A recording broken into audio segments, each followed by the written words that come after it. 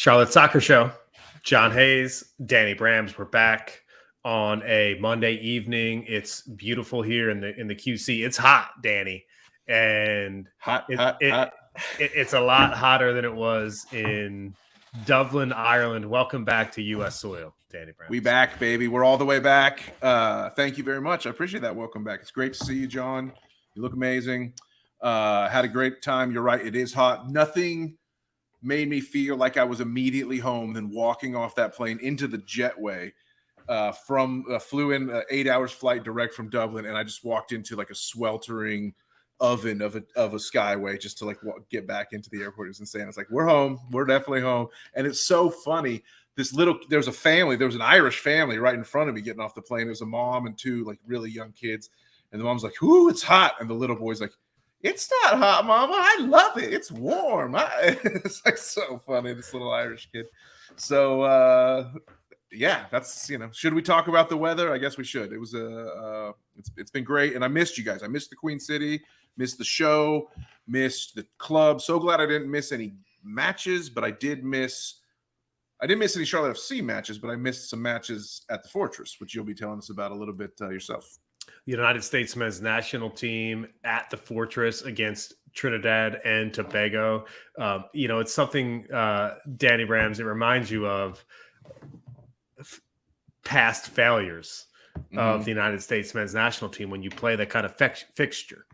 And we went to this match and we enjoyed it. Saw some tifos there. Michael Volak. I saw Jenny there as well. Saw the crew there. Was with Chad Polivoy, Julian as well, and then really? Kevin Anderson came to the. So it was a really good crew there, Danny, and the buzz in the building was massive. Like, if you think about a Charlotte FC match, you could really take it up a next level when you think about there was a moment early in the match where the United States men's national team scored early, and everyone kind of knew they were going to score early. Mm-hmm. The buzz in the place was just like, first 15-minute goal is happening. And that type of vibe at the Fortress, I hope it rolls into Saturday night against Cincinnati. But first, obviously, we're going to talk about the match against New York City FC on Wednesday. And this was really what the vibe was like.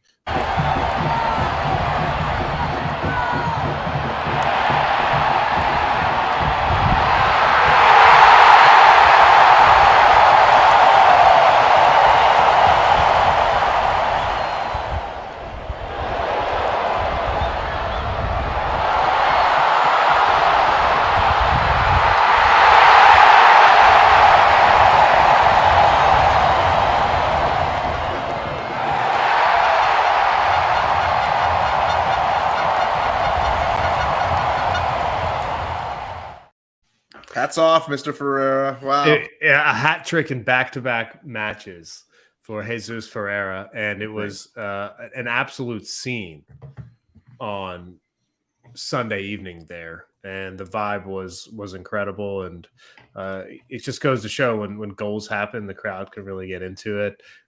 There was an amazing wave there. It was just a great experience, Danny. I think it's something that Charlotte FC fans and Charlotte soccer fans should be proud of.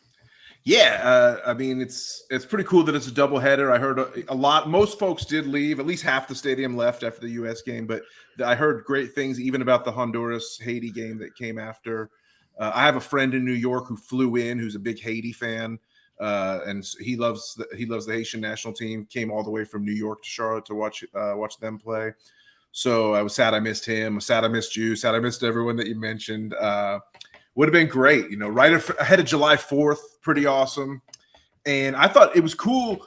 You mentioned, so first I want to ask you, you said the scene was electric and you said it was great. And I'm sure it was, but then I also saw some people trying to tweet out there. They're like, oh, the match, the U.S. atmosphere didn't match a typical Charlotte atmosphere, but you're saying it was at least on par. Is there a comparison there, or was it just something totally different? I think the Charlotte FC supporter section might typically be a little bit more rowdier than it was.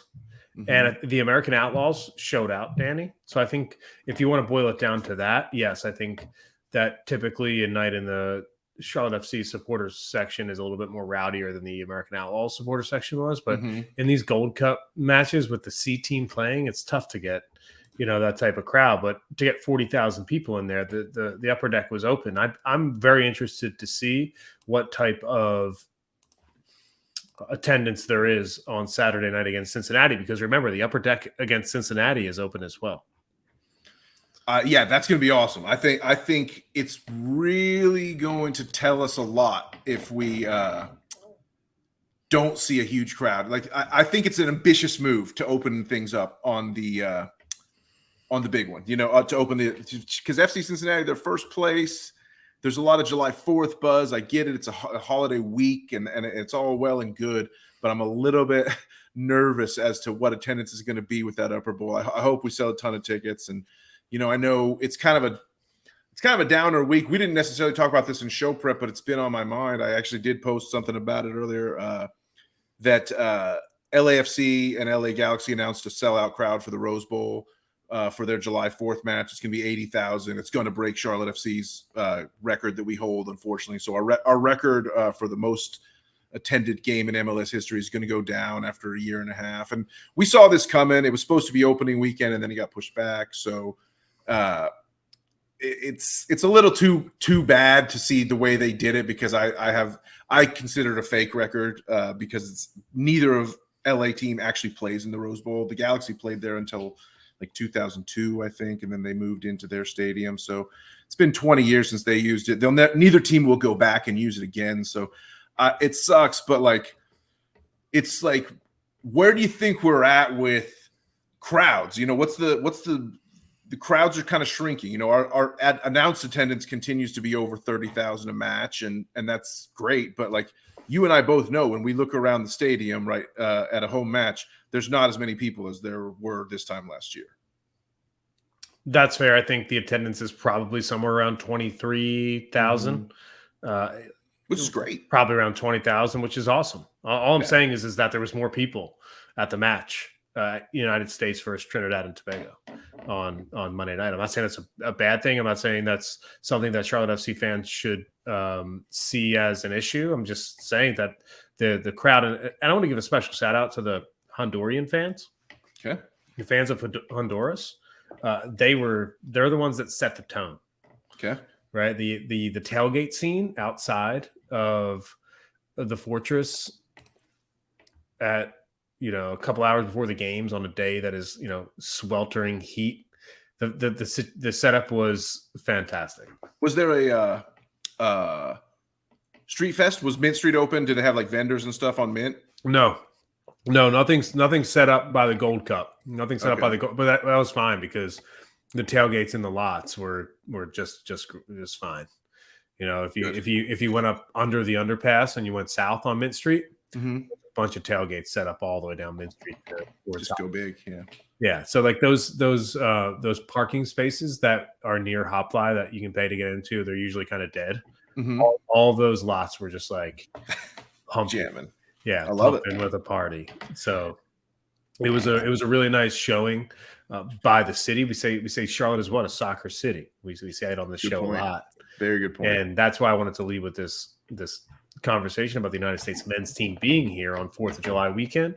Just wanted to give props to the people here in the Carolinas who showed out and showed up for the USMNT, and especially showed out for a local product. Thanks for all the support tonight. On to the knockouts. Happy to score my first goal in my hometown. So see you guys in the knockout round. Let's go. Busio. Busio. Busio. Dude, bring him home. Gianluca, who knew, man? I mean, the Greensboro kid got to play here in Charlotte area. He's been a great prospect. He was one of the most talented young teenage players in MLS a couple of years ago for Sporting KC. Went to Italy, made his European move. Had a hard time busting into the lineup there. I think it was Venezia, I think, if I'm not mistaken. Yes, that's right. And then they got relegated, and so he's just had all kinds of issues. trying to launch his career in Europe. Busio's given some hints about a potential return to MLS. He kind of pops up in here and there in various American settings American soccer settings from time to time. And I know they would take him back in a heartbeat at KC. I know KC fans would love to have him, but hey, we're looking for players, man. He's a kid. Let's go. Could he become one of our own? Yes, and that's Gianluca Busio. It's like, are we going to say at the keep, Busio? Danny, we need this guy. I mean, he's somebody. It's a no-brainer. I mean, he could probably sing the Italian lyrics to Volare. You know, I mean, at this point. Whoa. Yeah. They wouldn't have to dumb it down on the scoreboard's lyric sheet for him. If I'm Zoran Crenetta, I see that and I ask myself, interesting. Wonder who that guy's agent is. Wonder who I can talk to probably put a bug in his ear to say, hey, we'd love to have you here in Charlotte to play for Charlotte FC. Mm-hmm. And if you think about what the transfer market value is, that's a good question. I think ultimately his current market value is 3.7 million euros. And that to me feels like something that is attainable from by this organization. Yeah, the only question becomes: do we need a DP contract to really pay him what he would want to get paid? You know, that at that point. Yeah, and that's where you buy used Viec down, and that's the conversation we've always had. We're buying Camille down. You know, eventually it's going to have to happen, right? So, yes, that's it. We've kept talking about it happening, so who knows if it ever actually will? But speaking of Camille, he should be back in the starting lineup this week. Yeah, I would love to see Busio. I would have to think our scouts have an eye on him. Zoran, Thomas, all the crew has got to be taking a look at a guy like that. There's got to be some interest. I really think, personally, I think we're going to see a little bit of a mini wave of this. And the crest of this wave would eventually, of course, be Christian Pulisic in a couple of years if it were to happen. But I think a lot of these MLS guys who have gone and made their European move, the league has continued to even get better. The level of MLS has risen year after year after year. And some of these guys have made a move, and now 2 years into their moves, you know, they might be looking back and thinking, did I really need to leave? Maybe I should have just stuck at home the whole time. I'm thinking of a guy like Busio who can't get any playing time. Ricardo Pepi was dying in Germany before he finally has some new life, move into the Dutch league, and that's going to be great for him. But there's other guys. George Bello was in the German league. He's on his way back now, supposedly going to Real Salt Lake. He was an Atlanta prospect years ago. Some other guys.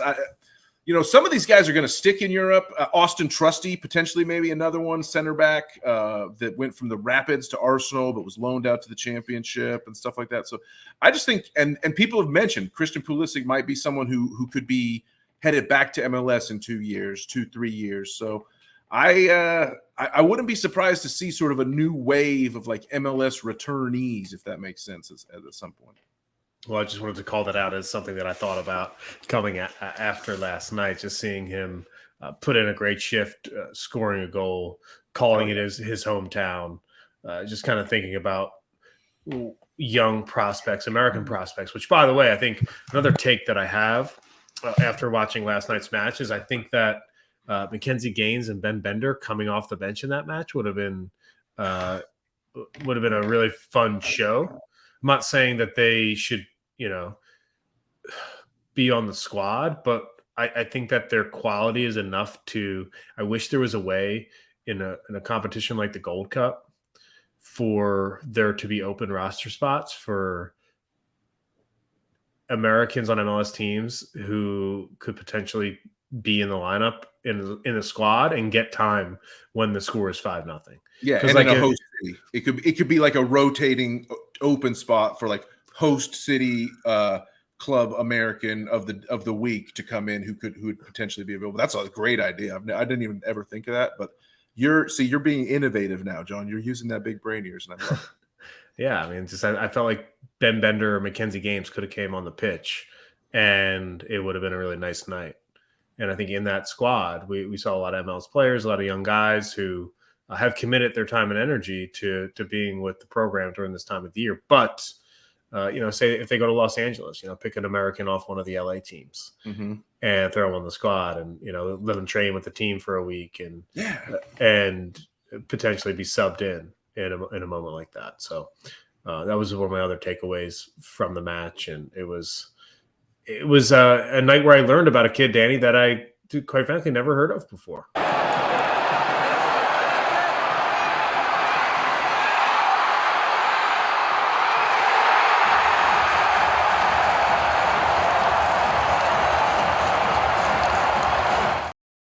Tell me about this kid, Danny. Cade Cowell, the surfer boy. What a legend he looked like the other night too. Yeah. So this is an example of where, if you're really into Charlotte FC, you may know a lot about teams that we've played. You may hate Red Bulls for very good reason, et cetera. But there's other teams in this league that we have not even played yet. San Jose Earthquakes would be one of them. Cade Cowell plays for San Jose Earthquakes. FC Dallas would be another one. We're going to play them at Leagues Cup, but Jesus Ferreira plays for FC Dallas. So like some of these like Western Conference superstars, it was like a first chance for them to show out in front of like Charlotte fans who may not be too familiar. Cowell is awesome, and he's super fast. He's very much kind of like a Mackenzie Gaines type player in terms of being super fast, technically skilled, but still a little raw and unfinished. I think Gaines and Cowell compare very favorably. Except for the fact that Cowell has like huge European interest and Gaines doesn't, I guess. But so maybe I'm giving McKenzie a little too much credit there, but he's my guy, so I'm going to. Well, the reason why I brought him up, Danny, is because we're talking about Ben Bender, we're talking about Mackenzie Gaines. Mm-hmm. This kid is exactly who was making the squad instead of those local guys. Exactly. Right? He showed out as well. It was really impressive. He put two players on their back for that goal. When he came in the match as a substitute, I want to say in about the 65th minute. Mm-hmm. And his impact was felt immediately. And you kind of get a sense for when a player comes on the pitch and has the ability to change the tenor of the match. Yeah, play that clip again because it's just filthy. Yeah, I mean, it's what he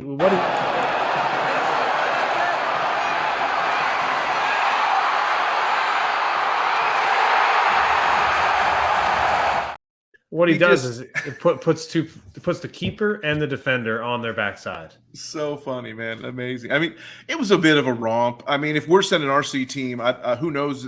I don't know if that's the best TNT team they have to offer either, but a lot of these sides are getting really outclassed in this Gold Cup so far.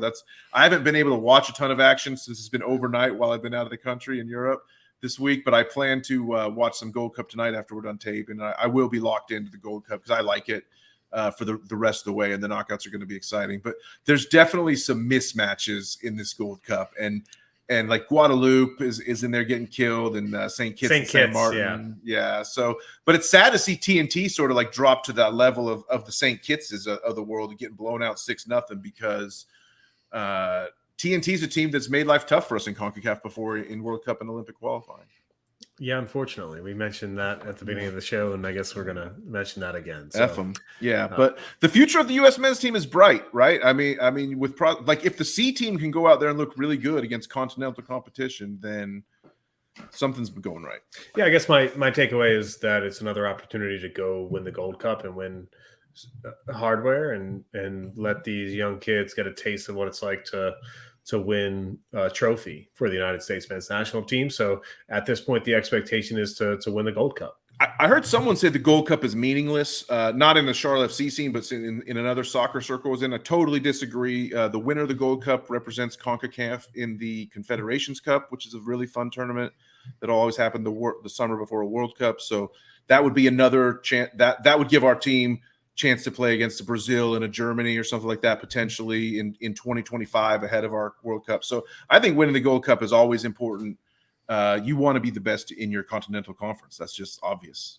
Yeah, no doubt about it. Sometimes it's too simple to even debate. It's just like, here, let's teach a little something about soccer here in CONCACAF, which it's going to be interesting as CONCACAF hosts the World Cup in 2026. It's a joint bid that was accepted. The United States, Mexico, and Canada will all host the World Cup in 2026, which will be really interesting. So yeah, and it's going to be the first ever expanded World Cup. More teams, more action.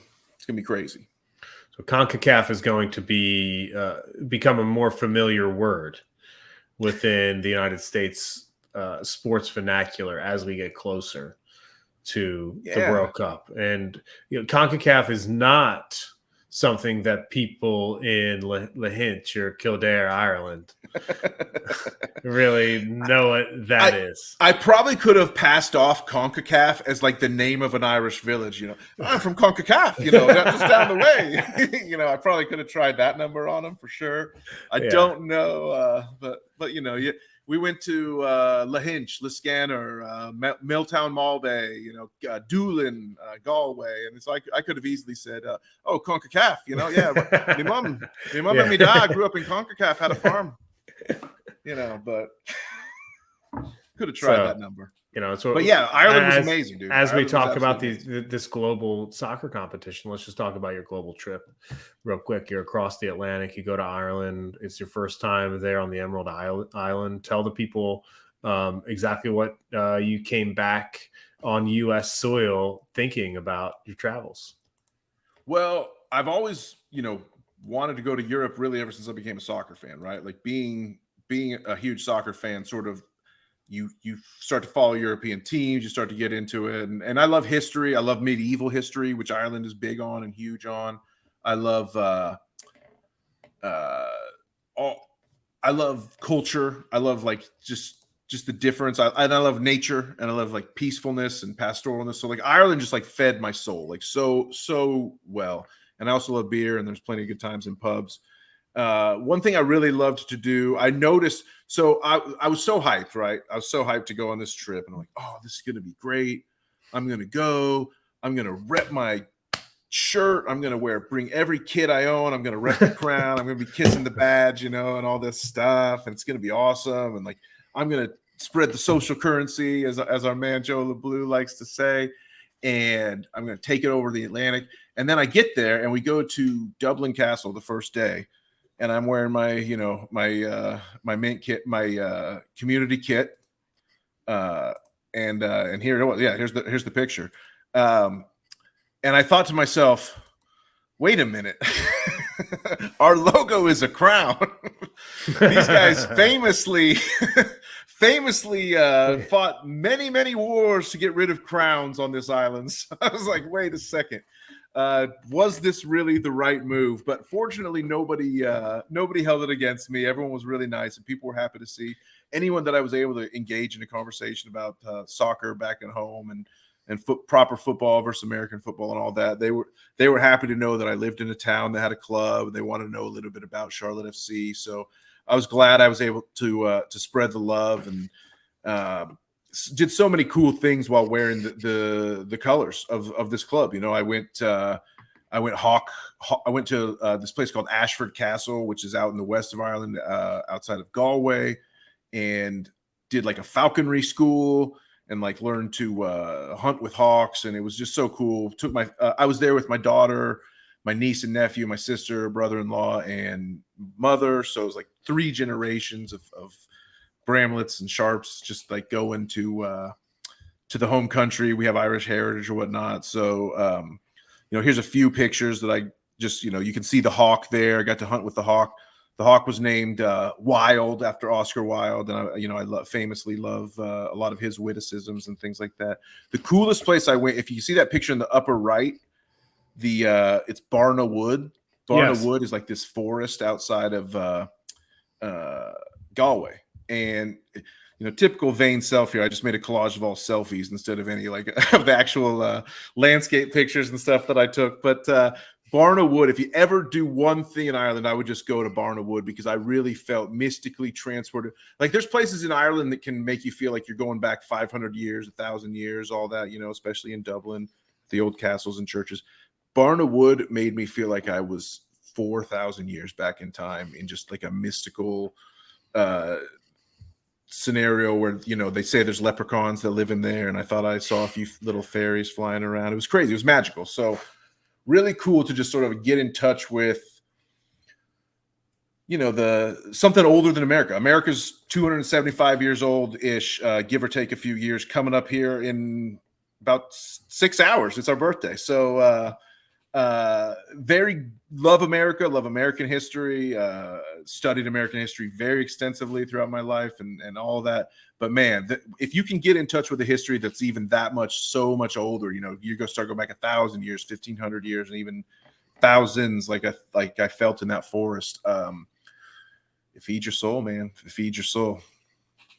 Ireland and the UK has a ability to do that to you, considering that world is just so much older than the world on this side of the Atlantic, the New World, right? So it's, you go back there and you can step into a different time that doesn't exist here in the U.S. And there's a lot of reasons for that, by the way. There was a history and a culture here in the United States that existed. Very good point. Very good point. And I definitely don't want to discount that, because there's definitely things in this land that can take you as far back as ancient Ireland. I guess I was just more speaking to American history, but you're right. There's history in this continent that's not American history, and I should never. But it's a different, but it's a different kind of history. Yeah, exactly. And both are very interesting. I think that's part of the reason why we travel. And speaking of traveling. Wait, let me tell one story. Oh, you got one story. One more story. I always have one more story. So the last night in Ireland. Okay. Yes. This is the best thing about Ireland, I felt, because it kind of happened in smaller ways, but it really crystallized on the final night. We're in a little town called Kildare, which is about an hour outside of Dublin. Stayed the last night and then rode the train to the airport this morning. So you know what they say. You walk in an Irish pub as a stranger and you walk out with a bunch of friends. That's exactly what happened to me. I walked into this. So I left my hotel, which is right on Kildare Square, and there's this stage set up. There's this like bad American cover band. They're playing like, Cheer Up, Sleepy Jean, and their big show-stopping closing number was Don't Stop Believin'. They're like playing all these old like American rock oldies hits and stuff like that for this music festival. People are jamming out. There's about a crowd of about 100 people in the stage, all in this square, drinking and dancing. It's great. So I walked through all that, dip into this little pub, McCormick and Sons, Tommy McCormick, and his son Parek. And they were dishing out. It's crowded, it's small, it's cramped, and it's all locals. Everybody knows everybody. Everybody calls your friend. You don't need an invitation. Have a beer and come on in. So I ordered. I've been drinking Guinness all week or whatever, and I like it. You famously on this show recommended Brams. You got to drink the Guinness. Guinness in Ireland is completely different than the Guinness in the United States, and you were 100% right about that. It was delicious, and I drank a ton of Guinness. Yeah, I'm jealous. I could go for one right now. But I also had to. I really love, a nice red ale, and so I had to get a few Smittix as well, mixed in with my Guinnesses. And so I walk into McCormick's, and I order up a Smittix, and the barkeep pours it and sets it down on the table. I'm just taking in the scene. It's loud, boisterous conversation all around me.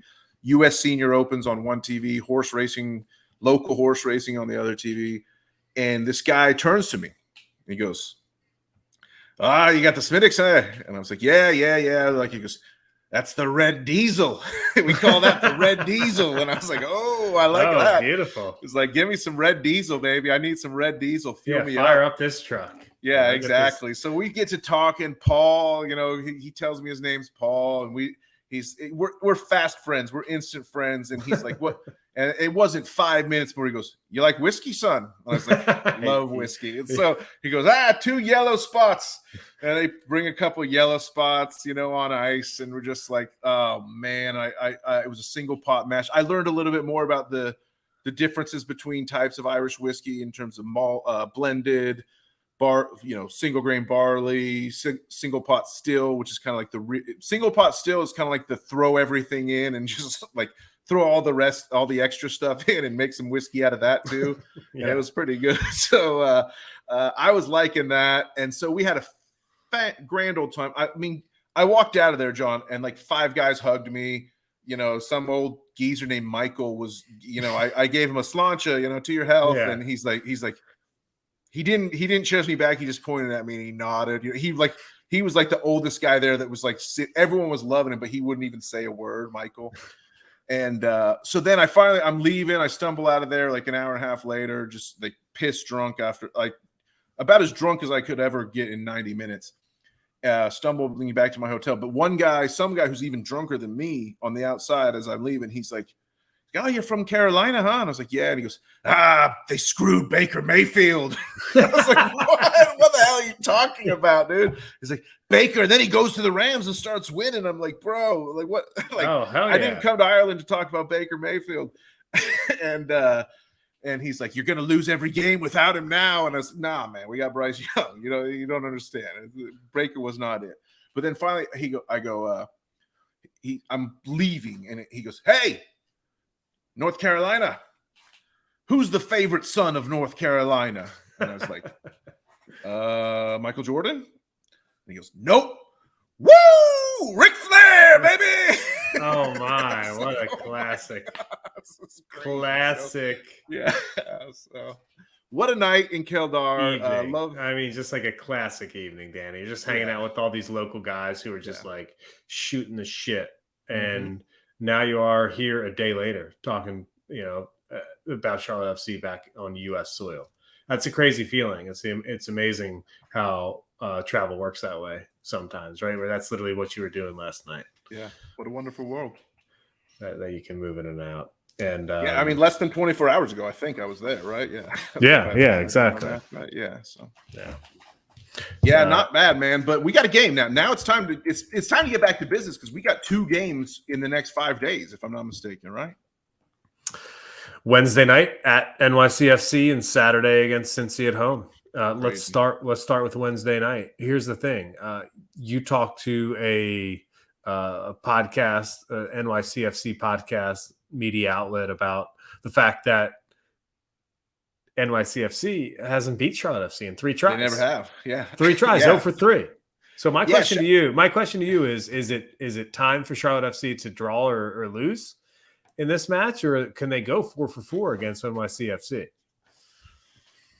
I mean, I think we can. NYC has not been in great form. They had they had a weird game. I tried to stay up and watch all the MLS games. The first kickoff was at midnight 30. And I was like, I'm going to stay up. I'm going to watch at least the first games and maybe like into a little bit of the later games.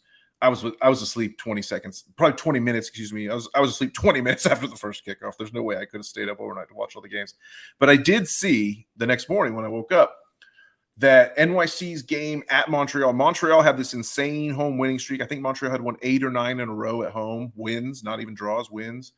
And New York City beat them at Montreal. The game was delayed several hours by lightning, and then it was 0-0.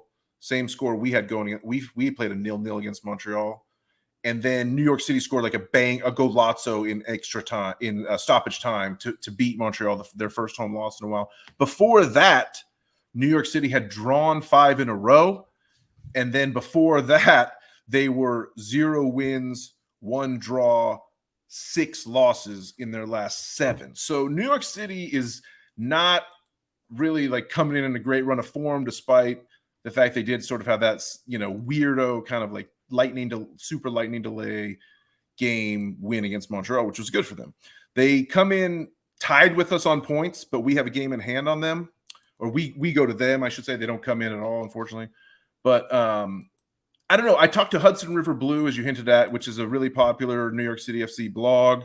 They hit us up, wanted me to just answer a few questions about our team for their preview article, and they pointed that out. They said, do you guys consider New York City your punching bag? And I was like, I don't know. Do you think, John, have we earned the right to have a punching bag in this league?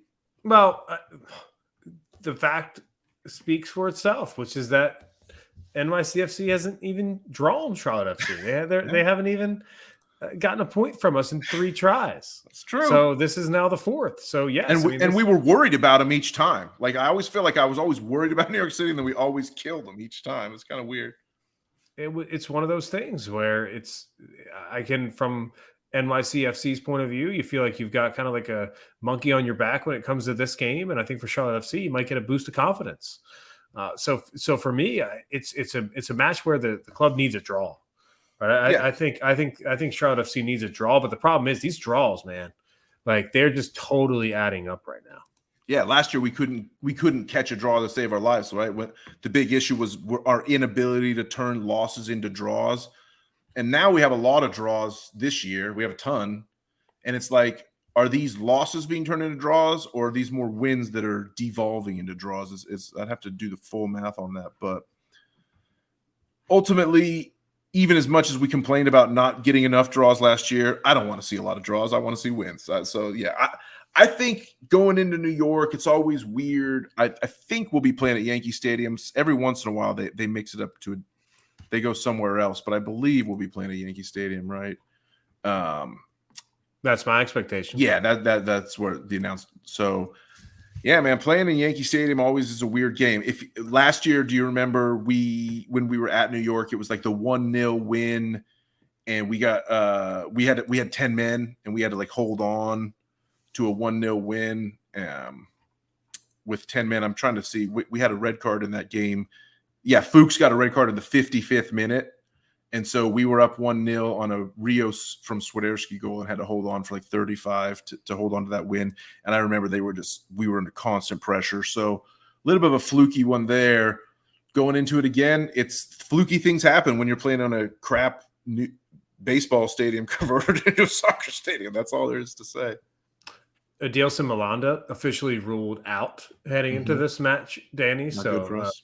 That's something that we need to realize as well. Pablo Cisniega is out as well, so George Marks will likely back up Christian Colina. Some people still calling for George Marks to get some starts, and I don't think it's one of those things where Christian Colina is like the number one keeper that doesn't have to worry about his performances. I think Colina is in a position where he has to play well. And if he doesn't play well, then we can have maybe that conversation as things open up and go down the line a little bit for this squad. Other than that, I'm expecting particularly a pretty healthy squad in the midfield and up front. It feels like this could be a game that has a lot of goals, Danny. I think the starting 11 is almost 100% locked in, with the exception of one little 2v2. So it's almost certainly I'm going to lock in Colina, Byrne, Carujo, Lindsay, and then I'm going to lock in Westwood and Swiderski, and then I'm going to lock in Vargas, Copetti, and Juszwiak. I think Juszwiak's back starting based on some hints that Latanzio dropped in a press conference last week. So that leaves one more midfielder, one more center back. It's either going to be Tuiloma and Jones, and Bronico finally gets the rest that we've talked about, or it's going to be Jones center back, Bronico in the midfield. I think that's really the only question about what our lineup is going to be on Wednesday night. Yeah, it's a good call out. I think that's right. I think the question marks around this squad is centered around the center back position. Mm-hmm. You know, who is going to play that position every match right now? With Milanda out, all of a sudden that depth becomes an issue. You have Sobocinski, who I believe is healthy. That could be an option in that position, but it doesn't seem like Christian Latanzio trusts him in that spot to play 90 minutes. He's going to play Jones over Sobo next to Carujo. He just is. Well, I know the Sobo fans don't want to hear it, but that's the fact of the matter. How about I threw his name out there earlier, man. It may be too hard, but because he probably wants to stay in Europe. But, man, Austin Trusty would just be so nice to bring in. I would absolutely love it. But he still has dreams of playing for Arsenal someday, so it's not going to happen. But it is weird to think of, like, would we go out and spend money on a center back? You know, it's not the it doesn't get your heart pumping type of thing, but wins will always get your heart pumping. And well, I guess it depends what type of center back it is, considering Sergio Ramos is being rumored to maybe head to Inter Miami and join up with his buddy Lionel Messi. Miami's going to be the first team in MLS history with 11 designated players, and everyone's just going to be like, what? How? Yeah. I mean, legitimately, this Miami team is the worst team in MLS. Yeah. Which, to me, I find that to be kind of part of why this story is so fascinating. Mm-hmm. Is because Miami is just horrible.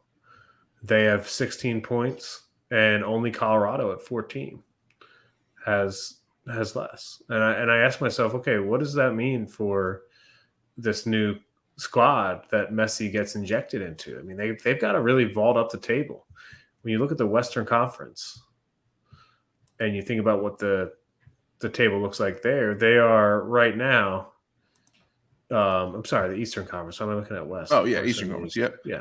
Yeah, they're down low. They're 10 points out of ninth. Yeah, they're 10 points out of ninth. And well, they lost 7 league games in a row, and then had a lucky draw against Austin, so it wasn't 8.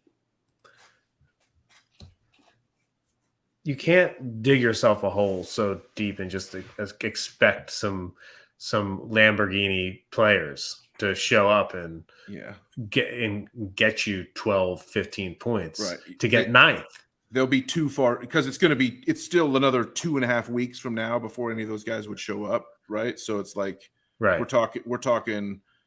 Miami could be they could be 5 points even more in the hole by the time Messi shows up since we record this. But I will say this. If I was an Inter Miami fan, and I'm not, and I know that we have some very high profile Inter Miami fans that live in this city, but if I was one of those people, what I would be saying is, we're still in the cup, baby. We're gonna go win the U.S. Open Cup with Leo Messi. Let's go. That put everything on the cup. I have to say that Leo Messi will not play in the U.S. Open Cup. No chance. You don't think so? Not even the final, if they make it. I don't think so. All right. The cup final. That would be like. I mean, I actually would probably think it'd be cool for the U.S. Open Cup, right? I think like the U.S. Open Cup would want that, and I would prefer them to get it. But I think, to think about Messi playing in the U.S. Open Cup, I think it's kind of funny. Yeah. All right, let's be real. It's absolutely hilarious. And just to add on to my point about where Inter Miami is on the table, forget about 9th and 8th, which, by the way, that's where Charlotte FC is kind of fighting for that position to play into the playoffs. You really only get into the playoffs if you are 7th. You're guaranteed. You don't have to play that extra game. It's kind of like how the NBA works with that playing. 9 game is a playoff, right? It's a knockout. It's not going to feel the same because you want to be in those 3-game playoff series.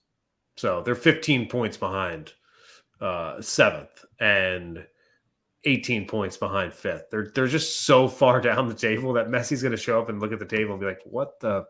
Right, and that's with I think that's with like 19 to play, right? They're like 15 down with 19 to play, something like that. It's just like kind of impossible math at that point. So from the Charlotte FC perspective, I think the one thing that you have to worry about is that Charlotte FC is in that position to where if Inter Miami does go on a run, they're going to take a spot from somebody. Well, that's why Decision Day just sits here and just looms so large. Could you imagine if that's a win and get in type of game? Oh no, that would be amazing. Maybe I will sell my ticket at that point. Might have to. That offer I can't refuse might finally come in. Who knows? So before we get out of here, Danny, I just want to again welcome you back to U.S. soil. It's good to have you on U.S. soil. It'll be great to see you this week. We're going to get a chance to watch the match on Wednesday night and react to it together before the match on Saturday. We'll host a match without Cincinnati's top man, without the top striker. And I think that's a big advantage for Charlotte FC. Vasquez not available. Huge. Very huge. Cincinnati, who got a goal last night, Sunday night that was for the United States men's national team. So if Charlotte FC could get a draw or a win on Wednesday against New York, then all of a sudden you've got a chance to get 6 or 4 points this week. And that would be a huge step up on the table at the moment. And technically, whether this is episode 100 or it's not episode 100, you could debate that. Just want to say congratulations to you, Danny, on coming back to the United States and doing episode 100. We waited for this, and props to you on your hard work and your dedication to the Charlotte Soccer Show. You knew I was going to bring it up, man. 100 episodes. We didn't need any gimmick, didn't need any fanfare off the top, didn't need to pat ourselves on the back. But it's been now that we're at the end of the episode, we will do all that and say what a ride it's been. Wouldn't be here without you. Wouldn't be here without Rachel. her support, and we wouldn't be here without the Tifos. So God bless all the people I just mentioned. Hell yes. And the Tifos, and of course my wife Rachel, just like absolutely lift us up and let us kind of understand that what we do is for the crown, baby. And we say that jokingly, but we have such a great time with the show. We appreciate everybody coming along with the ride. For us, we appreciate your support in the World Soccer Talk Best Club Podcast award for 2023. We came close, Danny. We came close. We finished second place in that. So just want to shout out to the Tifos for voting for us. And we gave it everything we had and beat some podcasts that I really respect. So we phoned a friend and phoned a friend and phoned a friend for sure. But it worked out. So follow us on Twitter at For the Crown Baby. The conversation is always there. Danny was just because he was in Ireland, he wasn't doing content. Like he was still rocking and rolling from the Twitter account overseas. That we were always hanging out there. I guess basically with the current state of Twitter, who knows how we're going to be hanging out there, but we'll be hanging there for sure. Yeah, maybe we could start a Discord server or something like that if Twitter goes down. Who knows? But I was accused on this trip by my teen daughter for the first time in my life of being chronically online. But hey, if the shoe fits, I guess. It's one of those things. I've been there. I've been it's there. It's part of my job, so it just kind of bleeds over to the personal life too. So. Well, there's nothing wrong with being online in Ireland and hanging out, having a good time and a good vacation, and there's nothing wrong with kicking back on a Wednesday evening after July 4th. Happy Independence Day to all of our American listeners out there, everybody here celebrating 4th of July and this great country's independence. Cheers to that and for Wednesday night, and that's how I'm going to wind down my 4th of July festivities. Kick back, relax, watch the match, and we're going to be here to talk about it. Danny, it's been a pleasure seeing you. It's been a pleasure welcoming you back again on U.S. soil. And until next time, for the Stars and Stripes, baby.